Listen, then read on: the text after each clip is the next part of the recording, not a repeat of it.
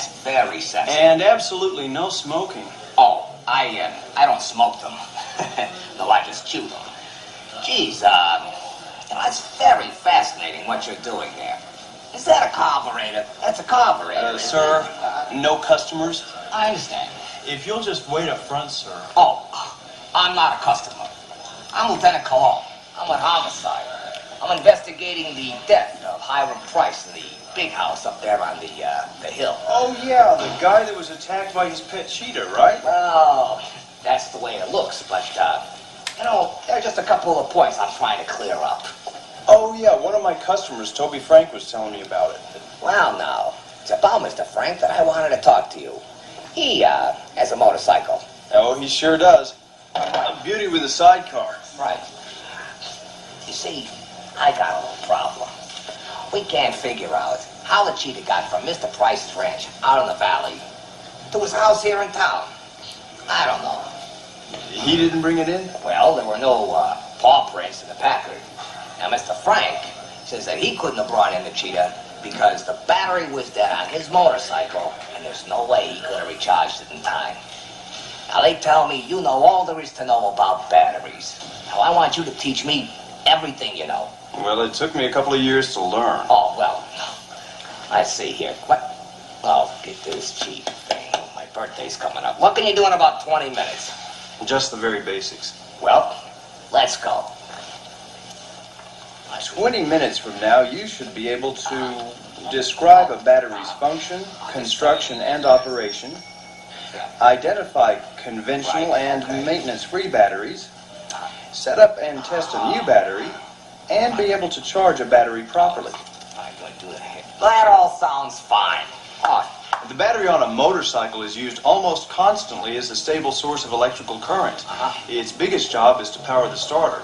Its size is chosen with that in mind, and it's matched with the cycle's charging system. well, that shows you what I know. I always think of those old movies where the guy starts with his foot. Well, CRs use Kickstarters, and they don't have lights. And their ignition system is easily powered by a small alternator, so they don't have batteries. But most other models do, because they have electric starters, lights, and accessories, and even things that draw current when the key is off, like clocks and computer memory circuits. Computers? Yes, sir. For those models, a battery is indispensable. A battery is a device that stores electrical energy in a chemical form. When you charge a battery, a chemical reaction takes place, storing energy from the charger. And it remains in that form until some electrical component makes a demand on the battery, reversing the process and drawing electricity out. All right. But maybe I'm telling you things you already know. Well, to tell you the truth, I don't know very much. It's all I can do to change the batteries on my flashlight. Well, technically, those aren't even batteries. They're cells. Cells. Now you're using words that I know. Keep going. A cell is a single unit with two terminals, each connected to a plate or a group of plates. One plate becomes the positive electrode, the other the negative electrode. The positive and negative plates don't touch each other. There's a separator between them, but the separator is porous, so all areas of the plates are immersed in common in a solution called the electrolyte. Your flashlight batteries are dry cells, and most dry cells can't be recharged. But these lead-acid batteries can be charged and discharged over and over. The necessary chemical action which releases electricity takes place between lead in the cell plates and sulfuric acid in the electrolyte.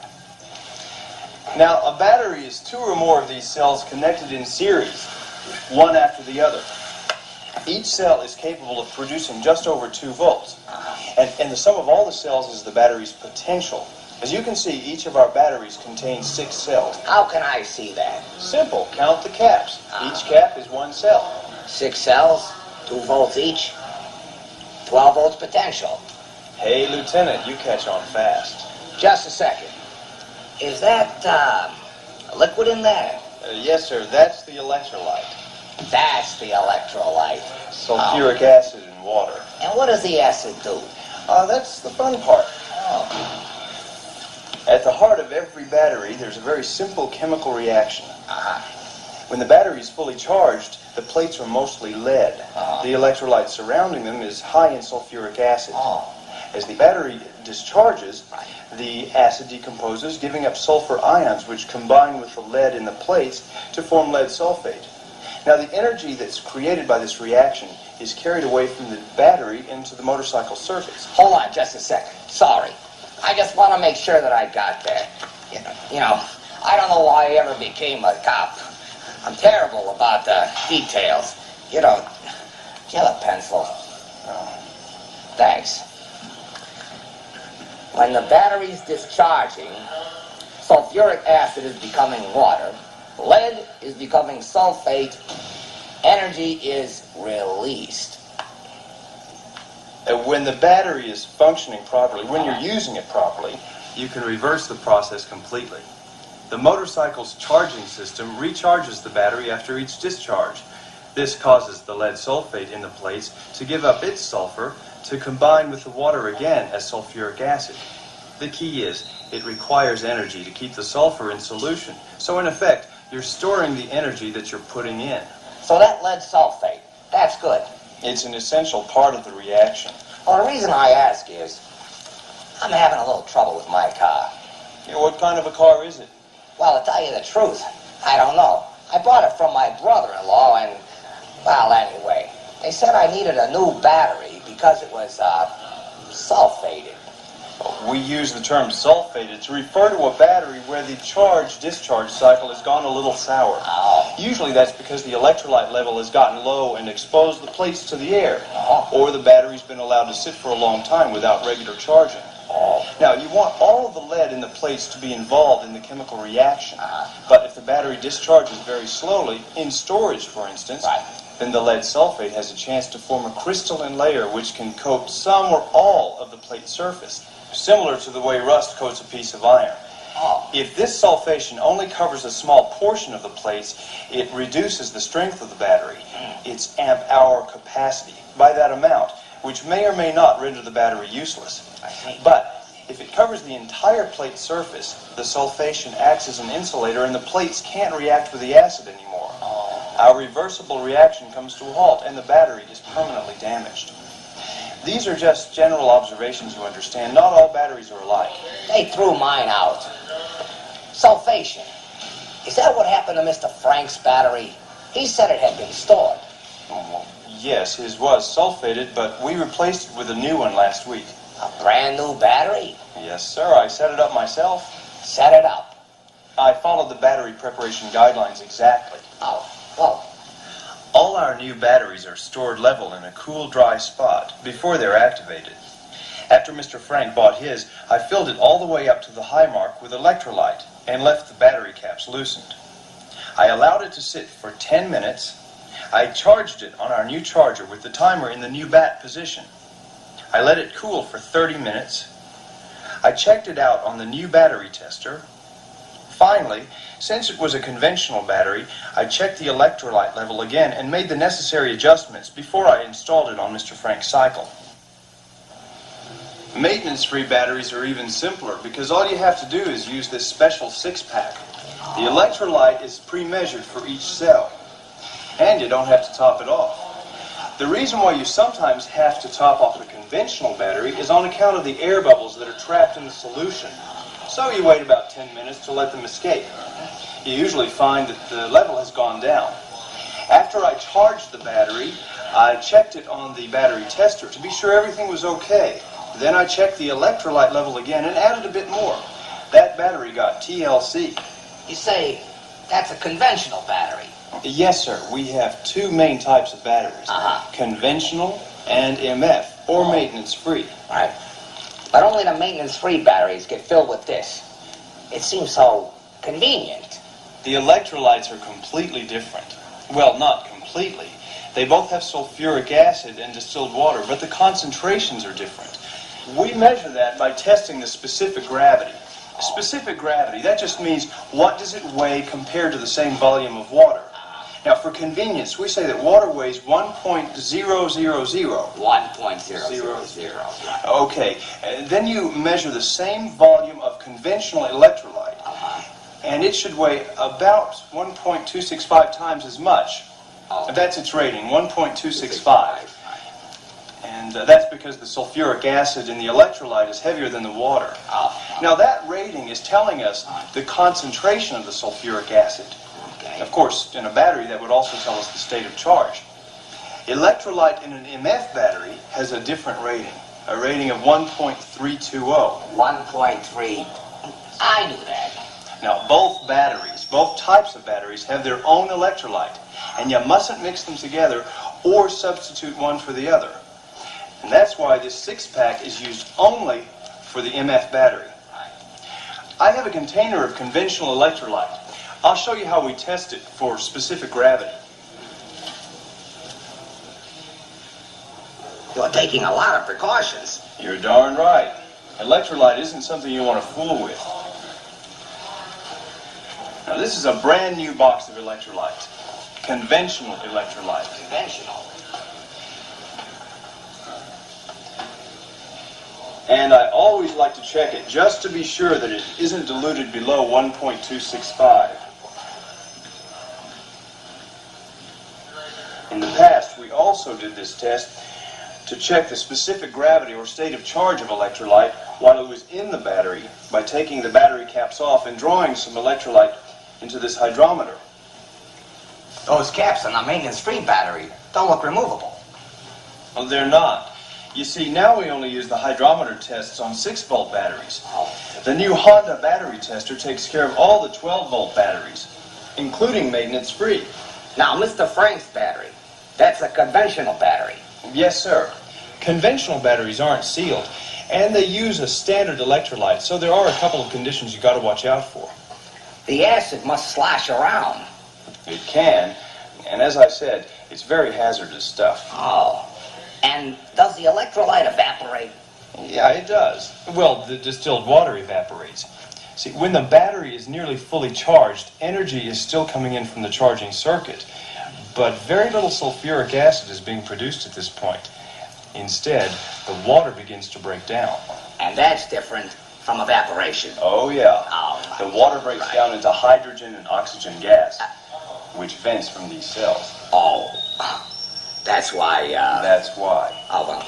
The fumes are very explosive. It's dead. I'll put that away.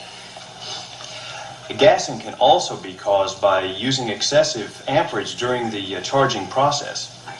But a maintenance-free battery has different plates, separators, electrolyte, even a special venting system. To live up to its name, this battery is sealed to prevent fluid losses due to evaporation and gassing. Oh. Instead, the gassing is absorbed internally.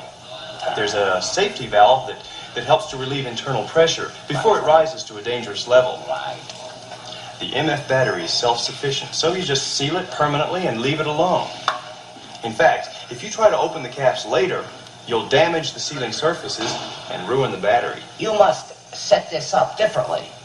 No, sir, not really. Except that you have to be sure to use the special electrolyte, and you can't judge how much to put in just by looking, because the separators absorb most of the electrolyte. And that's why they make the battery case opaque, so that you won't try to fill it by eye. We always use this special 6-pack to fill an MF battery. The correct amount is pre-measured for each cell. Two very common mistakes are to use the wrong electrolyte or to use the right electrolyte, but try to fill the battery in the conventional way. That'd be too much. Way too much. This MF battery sounds like it has some real advantages. Well, there's no water level to watch, and it self-discharges at a much slower rate. Mr. Frank, when he bought a brand new battery, why didn't he buy a maintenance-free battery? Oh, his cycle's charging system and his battery mounting hardware aren't compatible with an MF battery. Oh. Unless it came from the factory with an MF battery, it isn't recommended as a replacement. So Mr. Frank had a brand new conventional battery that was fully charged when he got it. We ask the same question you do a lot. Oh. What's the charge? Well, I usually know the charge in my line of work. In the past, there were different ways to check the state of charge on a motorcycle battery, but most of these have been made obsolete by the new Honda battery tester. If you're checking a 12-volt battery, this is the only way. You see, you can't just attach a voltmeter to an idle battery and expect to get an accurate reading. If the battery's not doing work when you test it, the reading you get can be wildly optimistic. This tester has a built-in resistor that loads the battery at the moment of the test.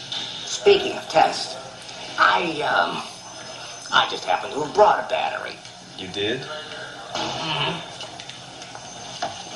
Oh.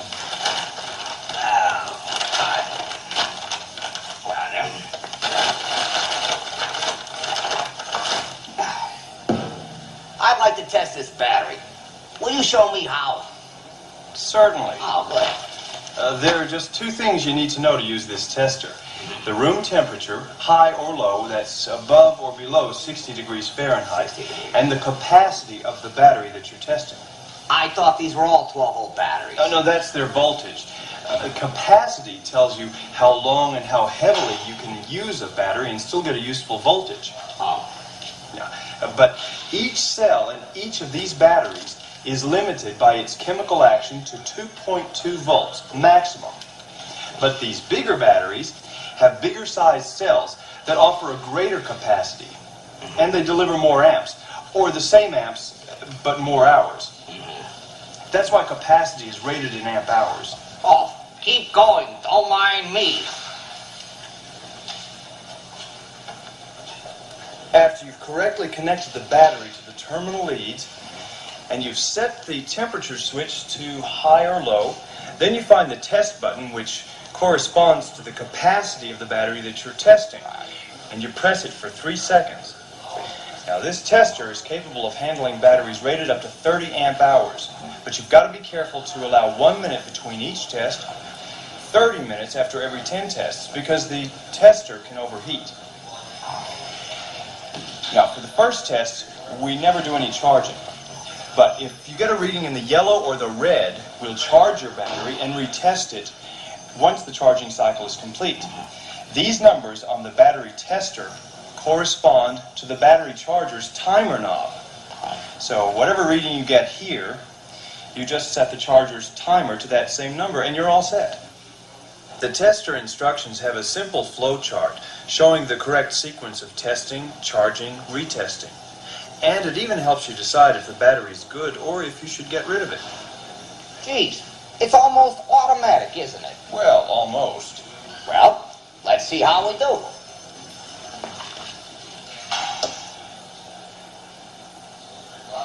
This battery is tip-top. Isn't that amazing? And that's the battery off Mr. Frank's motorcycle. The one that he said was dead. And it's fine. And nobody's touched it. How do we explain that? Oh, I don't know. If it was extremely cold on the night of the murder, the battery wouldn't function well. A battery doesn't hold its charge well when it's cold? On the contrary, a battery holds its charge better when it's cold. Oh. In fact, it holds it so well, it often won't release enough energy to start the engine. But a battery should be stored where it's cold. Mm-hmm. In fact, if you keep it cold enough, the battery in storage will stay charged almost indefinitely. But wouldn't it freeze? A fully charged battery won't freeze until it hits 70 degrees below zero. But a discharged battery, where the electrolyte is mostly water, will freeze at 17 degrees above zero. It wasn't cold that night. Give me another reason. He claims his battery was dead, and we find it charged. I don't know. Maybe somebody charged it. Well, how long would that take? Well, the old-fashioned way, it would take quite a while. But we've got something new. Christie's new battery charger saves a whole lot of time. We charge batteries around here all the time. Even new batteries that are dry charged before shipment need an additional charge before they're sent out. I see. We charge all our batteries when we activate them. If for some reason they have to sit here for several weeks or months after activation, we make sure that they remain unsulfated by testing them and recharging them about once every 2 weeks. Oh. It used to be much harder to calculate charging times for new and used batteries. But this new combination of tester and charger takes the mystery out of charging times. And it charges the batteries at the correct rate for the entire duration. Ah, I see. As you say, it almost does everything for you. If the battery is being activated for a new cycle sale, you just set the charger's timer knob to the new bat position and set the amp selector to the correct range. Oh. In all other cases, including an activated new battery that's been sitting for over 2 weeks, you just use the tester and read the recommended setting off the meter. Why couldn't I get the same results with a different battery charger? With an ordinary charger, the voltage remains constant, and the current drops off slowly as the charge comes up. To compensate for this decrease, you need to lengthen the charging time, but you don't know how much to lengthen it. The decrease in current is so drastic that it's often nearly impossible to figure out the exact amount of time necessary to fully charge a battery.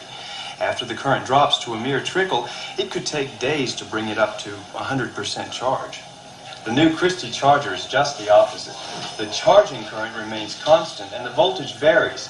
Some batteries may require over 20 volts initially because of internal resistance, and ordinary chargers just haven't got that ability. With the new Christie, all you have to do is charge the battery as prescribed by the tester's meter reading, and that's it. Some new batteries that ordinarily would take hours and hours to charge can now be charged in as little as 30 minutes. 30 minutes? That's right. And you know, that's a big plus with an anxious customer that comes in and wants to take delivery as soon as possible. You mean you could be done in as little as 30 minutes? Well, sure, but like I said, everything is dictated by the tester's meter reading. Easy to operate? Very. Switch off, select the battery amperage rating, set the timer based on your test of the charge already present. This battery tested at -2, so I'll set it here.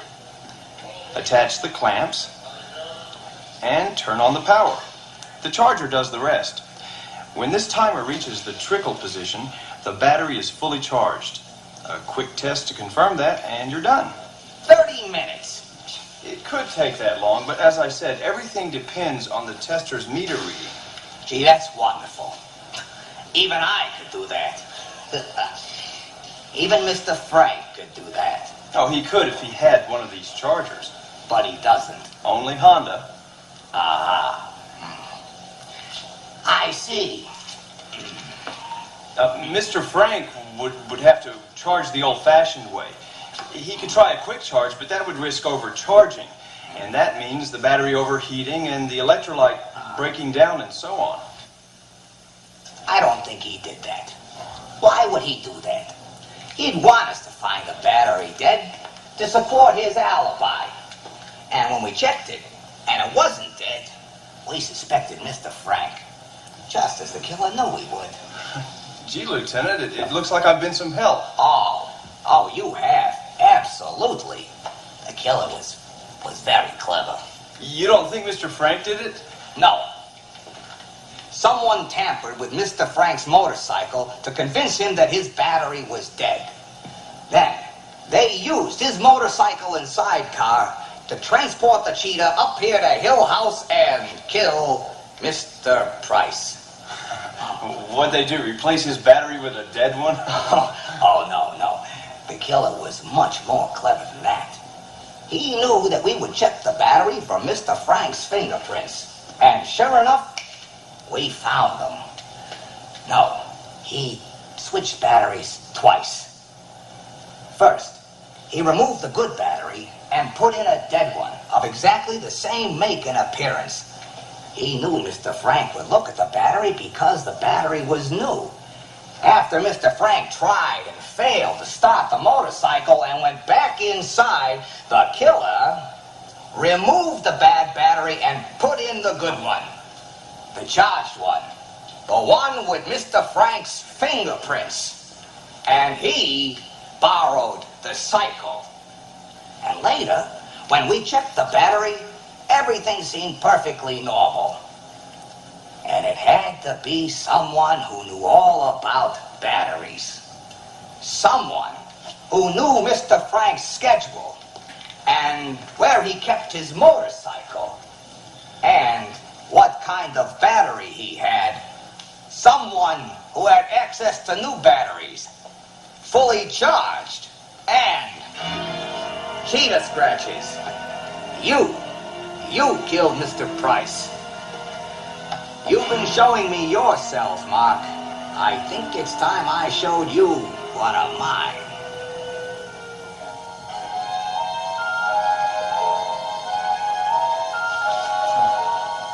Oh, sorry, Mr. Price. I guess I must have dozed off. Mark, we've been closed for 2 hours. You know, I've been working you too hard. Why don't you go home and get some sack time? Oh, thanks, Mr. Price. Take off, will you? And you, Cheetah, I'm going to get you some milk.